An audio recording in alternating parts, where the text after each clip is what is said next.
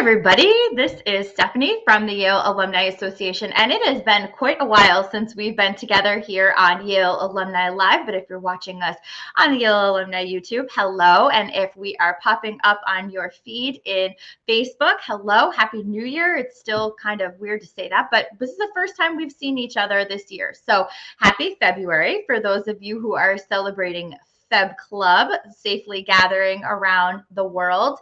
Happy Feb Club to all of you.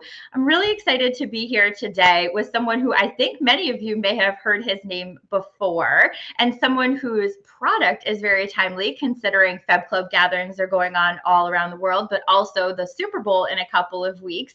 So I'm going to bring my guest on. His name is Eric Wenzel, and he is from the class of 2003, and we're really excited to share his story today. So let's get him up here.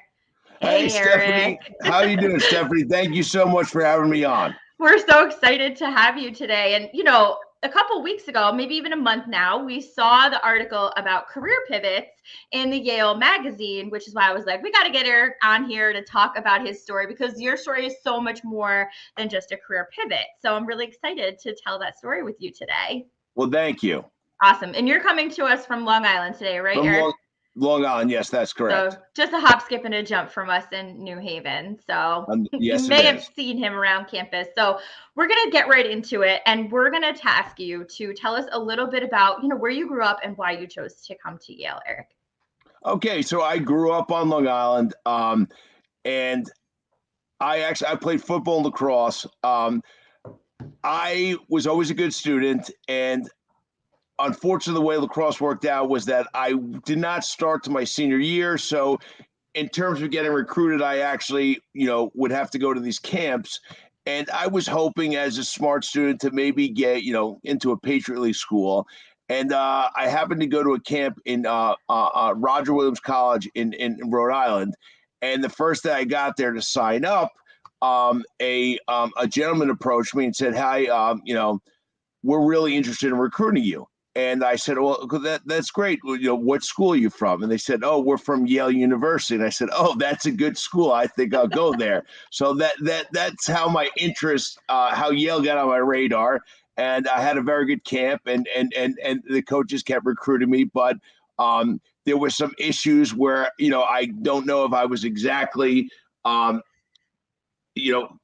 able to get in. And I said to them, "Well, I'm actually a good football player too. Like, how about we try that?"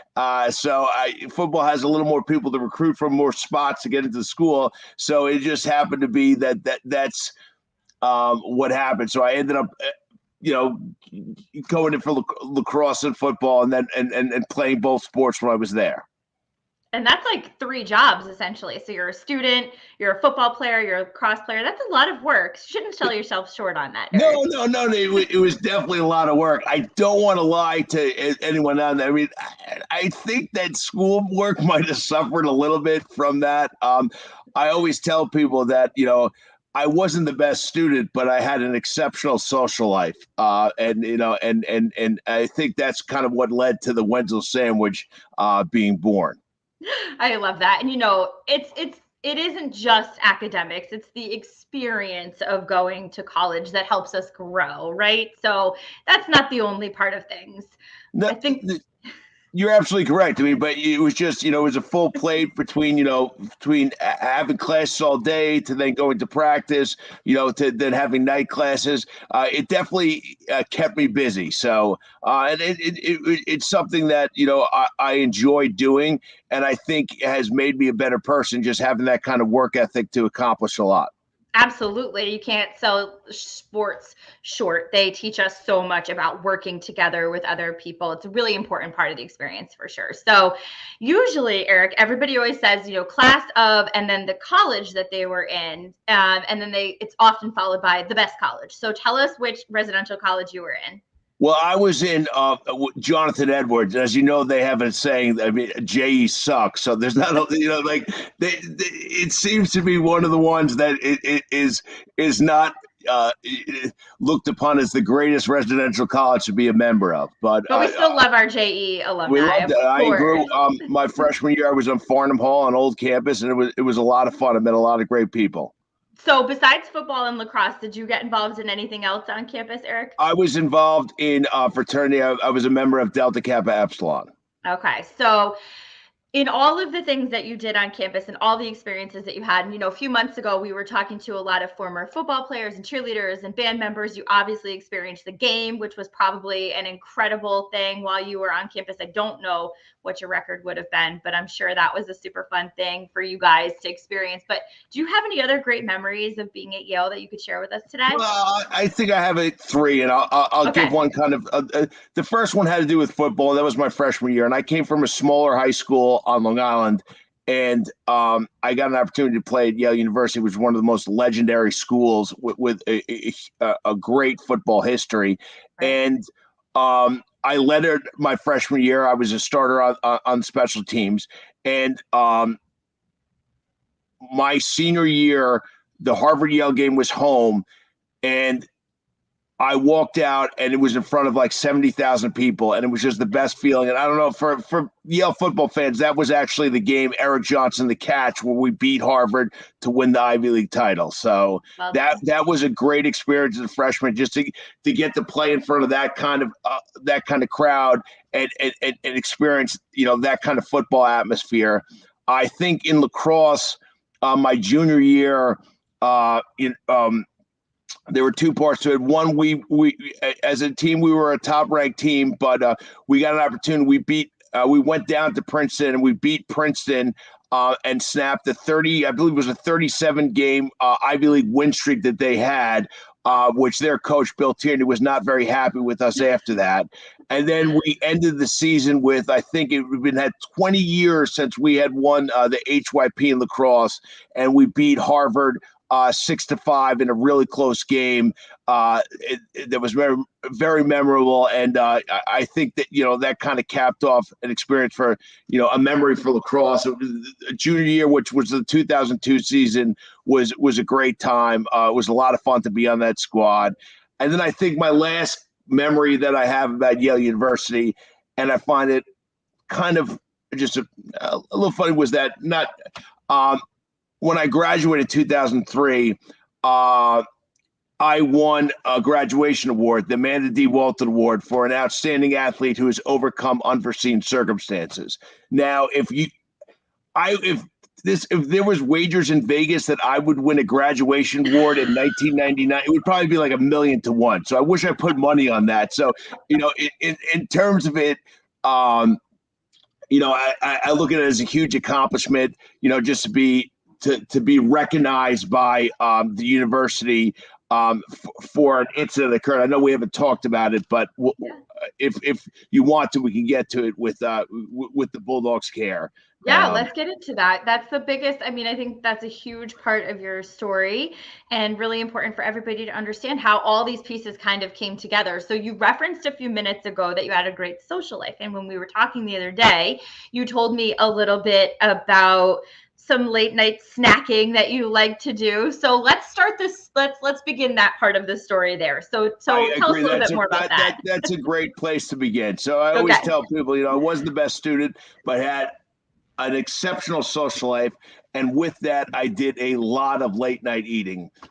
Actually, so much so that I got a custom buffalo chicken sandwich named after me, the Wenzel. And they say the legend was born. And how it kind of started was that my junior year, might have been lived in a house on Linwood Place, and Alpha Delta Pizza is on Elm right around the corner.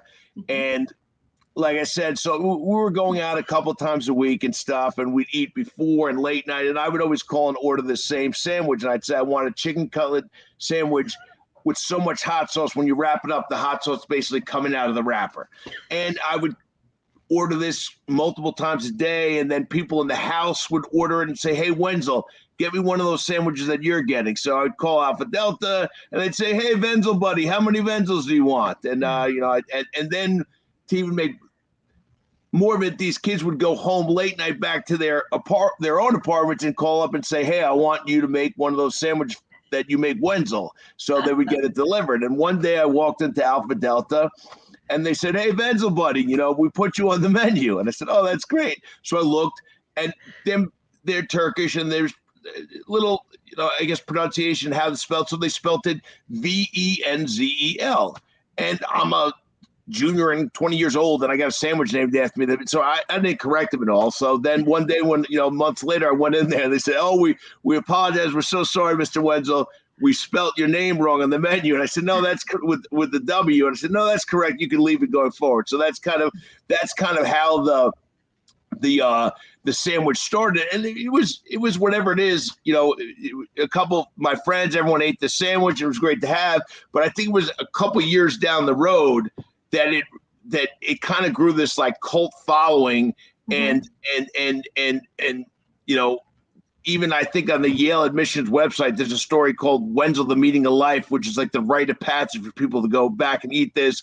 I got a call from someone at the Yale Daily wanted to do an article on me, so it was, I didn't kind of realize this. I would go back to football games and I'd be walking around and, people would come up to me and asked me to sign their media guides. And I remember we were one time with this trip from people, and they said, what is going on this? Why do people care about you? And I said, "Oh, I have this sandwich named after me." So, that's kind of it. And it just became a cult following. And I always feel though that, and I'm sorry if I'm disappointing anyone, because I never live up to the hype that younger people think who I am. And my wife always gets a little upset if I go back to campus and do something, because she stop pretending you're something you're not, basically, so, but it's all in good fun. And I enjoy the fact that, that people still do like the sandwich, and now it's got sort of history at Yale. Yeah. I always, when I not joke around, but I say, like most parents are proud that their kids went to Yale and became doc.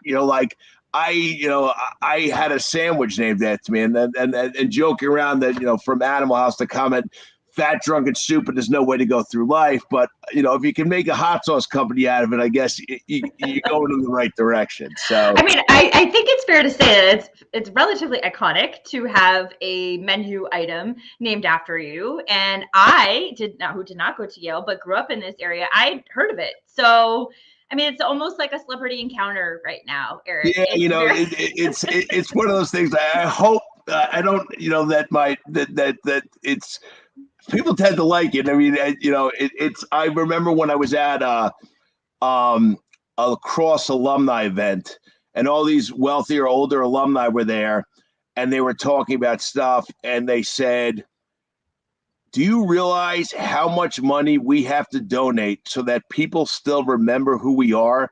And all you did were be a drunken slob that ate a lot, and everyone will always remember who you are," basically. And I said, I don't know. You win some, you lose some, I guess. But so that's kind of where, it is. And it's something that I'm proud of, and I look at it. And you look back on all the things, that from school, it kind of just builds you as a person. So you kind of, I guess, from school and doing all those things, it kind of transformed me into who I am. And then with and we could get to it a little bit. So yeah. with what happened was, in terms of, I don't know when you want to transition to the So I think what is important for everyone to know is that we all have had these days in our youth where we were a little wild and a little crazy, and some of us get a sandwich named after us. Yeah, but it happens. You're the Wenzel and now the Sauce, which we'll talk about in a moment. There's something deeper and a greater meaning behind it. There's something more significant than it just being a fun story. So why don't you share a little bit about that part of things with us? Of course. When I was a senior at Yale University, I was involved in a pretty tragic car accident. Actually, Dean Broadhead at the time called it the darkest moment in Yale history. I was coming back from a fraternity event in New York City, and we were involved in a tragic car accident where 4 individuals passed away. Later on, I was basically in a coma for 2 months. I had to take a year off and graduate in 2004. And a couple years down the road, a bunch of guys and myself got together and said, we want to do something really to honor these people in their memory. And start something good for them. So we started the Bulldogs Care Foundation that supports disadvantaged youth through academics and learning and mentoring. And we had all lived in New York City at the time, and we said, this is such a great cause. Oprah Winfrey, Bill Gates, are going to give to this stuff. So we'd have these huge annual galas, and we were raising a lot of money. But when you look at it, and you're raising $100,000 a year, if the party costs $85,000-$90,000 to throw, you're putting a real lot of work in it, and you're kind of not getting the return you'd like to be seeing for how much time is being spent. And as guys were getting older, married, families moving away, it really kind of it died down a bit. But it was always something that I was so connected to, and wanted to do everything I could to bring awareness to the foundation. And so, Eric, I don't think we talked about this yet. When you graduated from Yale and moved to the city, what were you doing professionally at that time? Well, when I graduated from Yale, I moved to the city, and it took me, to get a career. I became, when I was a freshman at Yale in the football season, I remember that a teammate came up to me and said, "Hey, Wenzel, you live in New York City." And I said, "Yeah." He said, "How would you like to work on the floor of the New York Stock Exchange this summer?" And I said, "That sounds like a pretty good job." So I started, that's how I got my feet wet. I said, I absolutely love this life. This is what I want to do growing up. So I want to get into finance, do trading. So when I graduated, I actually got an opportunity, and I really didn't even know what equity derivatives were, stock options, but I worked for a buy side, a hedge fund, market making firm, trading equity derivatives, stock options, ETFs. So that's how I got my foot, in the door there. And then I stayed with that career, between two firms for about 15 years. And what happened was, and I'll kind of transition here. Yeah. My first, when I had the Wenzel sandwich, I said, you know what? I had this Wenzel sandwich. There's all these stories been written. I said, I got to do something. I don't have any intellectual property on this. There's nothing protecting, me from this. So I actually hired a lawyer, and as ridiculous as it sounds, I went out and I got Wenzel trademarked for sandwiches. And everyone always said, "Oh, you got to open up a restaurant, a sandwich shop," and that's not something I was actually interested in doing. But before my kid was born, I said, I got to do something with this, give it a shot. My first son was born. I have a 6-year-old boy and a 3-year-old daughter now. And I noticed that the trademark ended that it was sandwich made with a special hot sauce. And I said to myself, hey, listen, what if I can make this special hot sauce? And my wife's family actually happened to be from Louisiana, who put me in touch with the gentleman who was actually able to help me start this brand off. And he gave me a call actually and said, and it was at about 12 o'clock. I was actually at work, and I picked up the phone, and he said, "Hey, I'm David. I'm, Arthur, your cousin's friend. He told me to give you a call about a hot sauce company." I said, "Okay, perfect." So I go, "I'm at work, but let's talk real quickly." And I explained to him about the sandwich and how I wanted to start a hot sauce company. And he stopped me right there and he said, "Do not start a hot sauce company. It's impossible to get shelf space. You don't want to do this. If it's a sandwich, stick with the sandwich thing." And I said, "David, I'm sorry. I'm at work right now. Could I call you back this evening and we'll talk about this?" And at this point, he said, I had really exhausted my own ways. I had tried to get this done. I said, if I talk to this guy tonight and he still doesn't think there's any chance of this, I can give it up and know that I tried as hard as I could to get it. So I got on the phone with him and I said, it was 9 o'clock at night. And I said, "Listen, David, here's the deal. This is what I got going with it. If you still don't think so, I just want to make sure that I've given it my all to try to launch something." And the first time speaking to him, 3 hours later, he got off the phone and said, "We have something here. Let's go for it." And that's kind of how it started. And then,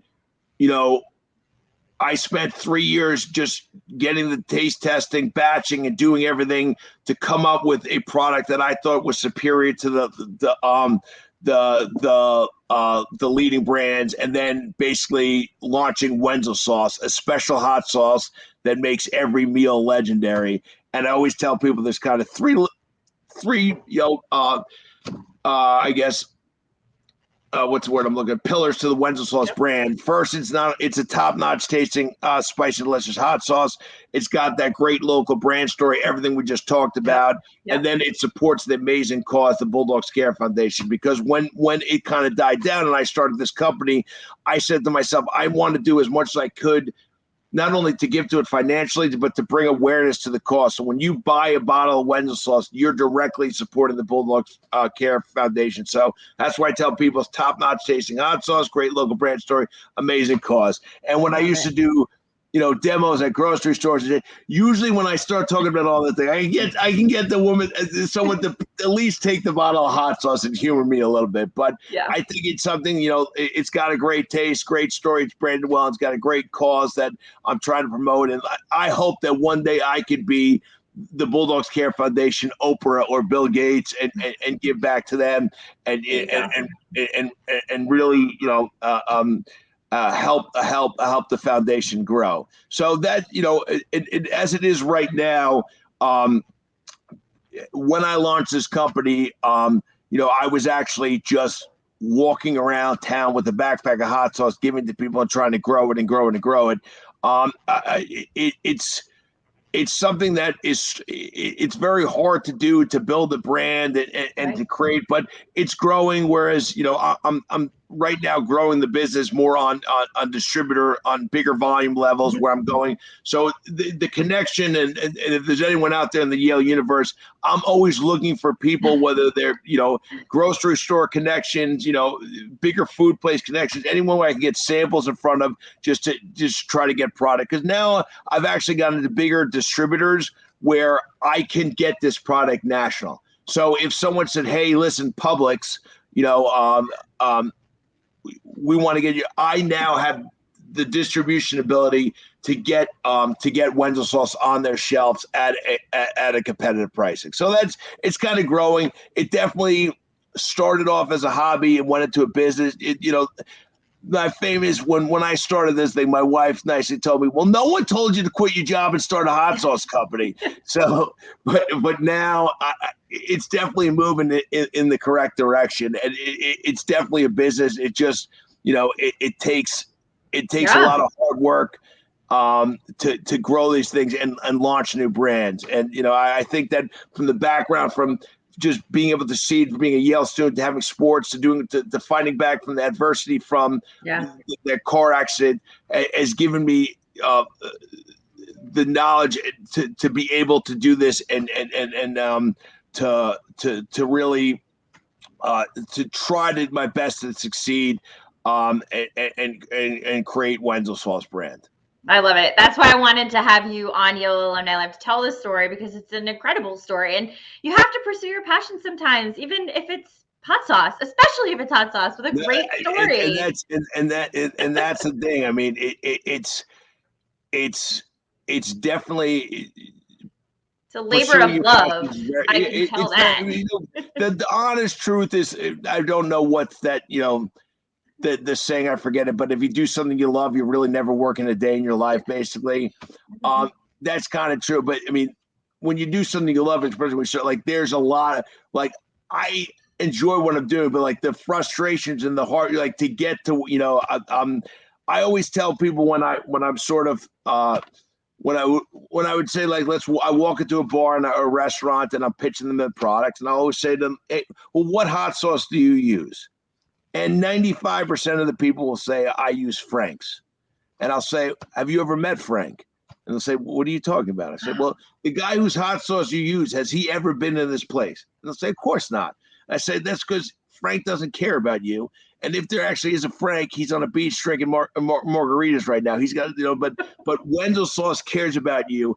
And I'm here to support your brand and launch. And I think as a small business, when you're starting, you have that passion, and I always tell people when I'm working with distributors and salespeople that, like, hey, listen, when it comes to closing a new account, like, let me do it, because no one's going to have the passion that you have as a small business owner behind your brand to really get out there and sell your own product. So I think that, even if I give any advice to, if anyone was starting a brand or doing something, like, you have to, don't start something that you're not extremely passionate about just because you think it's good. Like, to get it to the next level, you really have to have the passion behind it, because that's going to give you the drive to get out there to succeed and do what it takes to get to the next level. I love it. So let's tell our Yale foodie community, because we have a huge foodie community. I see people posting incredible recipes, tips about great restaurants, things like that in our Yale Alumni Facebook group, which is where we're live right now. Let's tell everybody, I know there's a lot of people watching right now. We're probably going to be ready for Super Bowl in a week and a half. They're going to be mixing up their wings, and Wenzel Sauce is where it's at. So let's tell them where they can find it. Well, in terms of, and just to give you something, Wenzel Sauce it's what I'll tell people, I used to say there's some unique selling points to Wenzel Sauce. One, it's got a better taste than the leading brands out there. Two, it's an all-in-one stop shop. You don't have to add any butter to it. It's more similar to a buffalo sauce. It's got a thicker consistency. It's gluten-free, kosher, and vegetarian. It's extremely versatile, from eggs in the morning, sandwiches. It makes the best buffalo wings. Like we're saying, you don't have to add any butter. It's going to have, and with the Super Bowl coming up, the big game coming, you want to do it. So it's got those for, like I said, it's gluten-free, kosher, vegetarian. It can be found right now. It's very regional at the moment. I understand that it's upsetting, and I always feel bad because I do get yelled at by people if they have to go to my wenzelsauce.com website to buy it, because I don't want to price it that high. But with all the people who are, that are involved in the transaction, there's actually, when I sell online, it's the highest cost to the consumer and the lowest margin to me, or profit to myself. So if anyone wants to go to wenzelsauce.com, they can use the code LOCAL30, LOCAL 30, to get 30% off the entire order. And hopefully that can negate the shipping, because again, people get mad at me, but I don't control the shipping. Basically, those are different people. And if you do order it and it breaks, I'm very, very sorry. Shipping hot sauce to the mail is not how it's meant to do. It's absolutely logistical nightmare. I won't name the carrier itself, but if people decide to save an extra $1 and choose this carrier, I might as well take the hot sauce and break it with a bat and then mail it to you, because it's not going to get there intact. So, but for the most part, if you're in the Northeast, there's places that work, but right now it's at all Big Y locations. It's going to be shortly, but I don't know in time to the Super Bowl, at all Price Chopper locations. It's at all Kings, all about Ducci's. I'm working at getting it at King Cullen. And then there's a number of smaller independent places that distributors have got it in, where you can walk into. If you're in New York City, there's a lot of people, it's now at all Morton Williams. So you can walk into a Morton Williams. I know there's maybe 10 or more in the New York City area, and they do carry Wenzel Sauce to it. So again, I'm always trying to expand the brand. One of the companies that I'm up for in the category review, and I'm waiting to hear back from, is a much larger company. It's called The Fresh Market. It's more of a national grocery chain brand. So that's kind of the next step, is just to get in front of these people. I always get people that tell me, "Oh, why don't you get the Stop and Shop?" And it's like, I had the task when I first started this company. I really wanted to be a product at Yale, and I spoke to the buyer at Yale that handles the food merchandising for them. And she said, "Oh, if you get into U.S. foods, we'll consider buying your product." So I said, "Okay, I'll get into U.S. foods." I later found out getting into U.S. foods, for anyone who has a financial background, it's like walking into Goldman Sachs with a resume and asking for a job. Like, it's just not going to happen, basically. So it's my white whale I'm striving for, but to get into these places, like, oh, you just get the Stop and Shop, like, you have to find the right person, the right time of year, the category to do the review. And it's just all about timing and patience, basically. So, that's another thing for people who are thinking about starting a small business. You have to be extremely passionate and have a great work ethic, but you also have to be patient, because like I say, when I'm getting into new accounts, I wake up every morning and all I'm thinking about is Wenzel Sauce and the next steps. The guy whose grocery store I'm trying to get into, he couldn't give two, craps about Wenzel Sauce, and it's not his importance basically. And it's just a funny story about that was that I hounded the guy at Big Y for basically a year for him to give me this interview so I can get in the category review basically. And finally, he gave me the interview. And this was honestly after a year of me sending him a monthly or a weekly reminder. And he actually gave me the interview just because he wanted to tell me in person to shut the hell up and please go away and never bother him again. And luckily, I had sent him samples of hot sauce before we talked, and he got them and tasted and said, "This is actually delicious," and put me in all their stores. So it's funny how things can sort of, it's funny how, things can work. Because I was out, and then all of a sudden he tasted the sauce I was in. So it's very important, to kind of be patient, because when you start a small business, things are not, no one's on your time basically, especially when you're creating a brand or something that, that's the hard part. Like, I didn't recreate the wheel. I just made what I think is a better tasting. So like, it's not a life or death of these things are on this, Wenzel Sauce is on the shelf, basically. That store's still going to get by. So it's having the patience and the work ethic and the drive to keep on pushing to make sure that you can get the product where you want to go. Well, we're so happy to hear your story. And I think the message is perseverance in all things. And, there's a slogan, right? Tell me what the slogan is on this bottle. The man, the myth. Well, the man, the sandwich, the myth. There's a couple. The man, the legend, the sauce, the cause is where I go with what I'm explaining. But I have two, slogans that one is Wenzel Sauce, make every meal legendary, and then I kind of took it one step, which I think the younger generation has is it time to get sauced, basically. So, a little pun on the words right there. But one of the things that I think, and that I really didn't talk on as much, and I spoke about the accent, but for myself personally, I said that I was in a coma.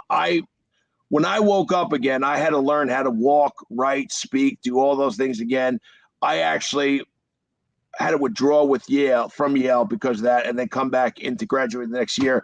And Yale University actually made me write an essay on why I want to come back to school. So it's whenever something happened, there's always going to be, and for anyone out there, there's always going to be struggles.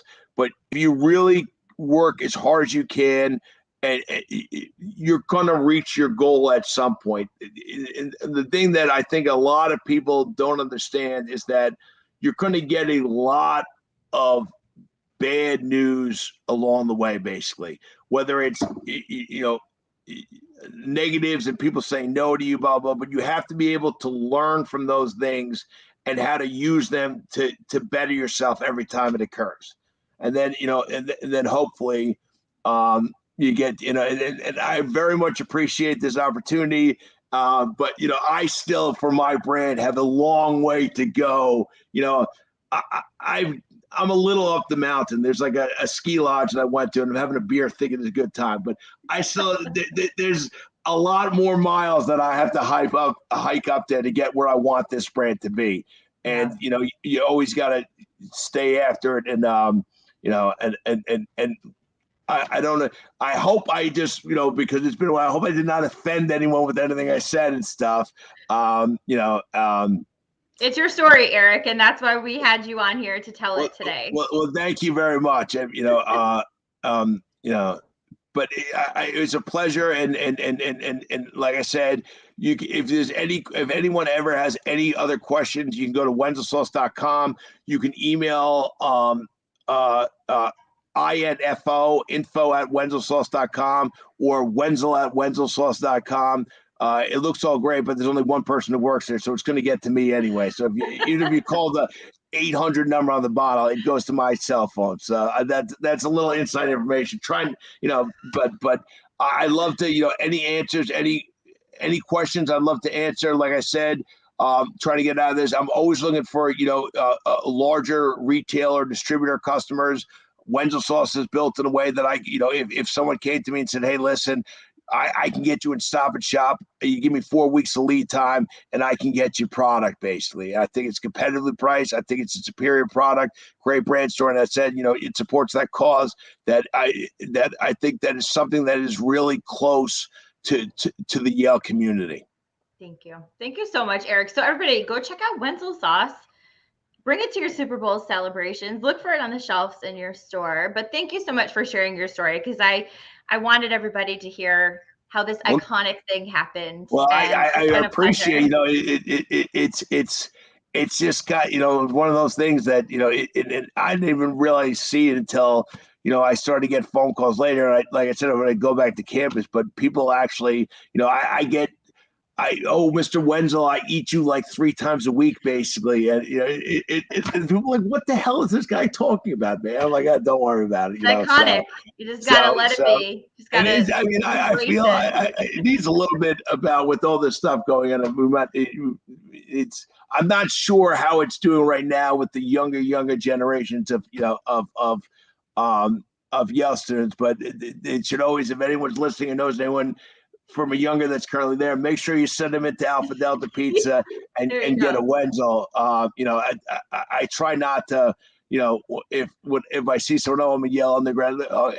You ever heard of a Wenzel sandwich? And and I don't want to hear no and be disappointed. So I try to just but I'm curious to see if the Yale community still, because I know that even younger than me, the sandwich was something that people really appreciate. So again, if you know anyone that's currently enrolled at Yale, please send them into Alpha Delta Pizza and make sure they're eating Wenzel sandwiches. So try the Wenzel, everybody.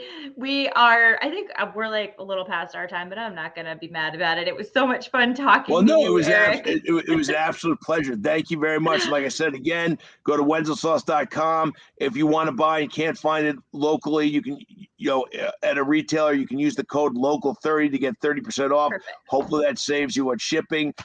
If you have any questions or concern, either email at info@wenzelsauce.com or wenzel@wenzelsauce.com. Thank you so much for the opportunity. It was an absolute pleasure. And, hopefully you can have me back on when we're the national brand that I'm trying to turn it into. All right. We'll do a big taste test in New Haven, blind. That is absolutely perfect. Once again, anyone out there that's listening that has any connections at the bigger places, please contact me and let me know.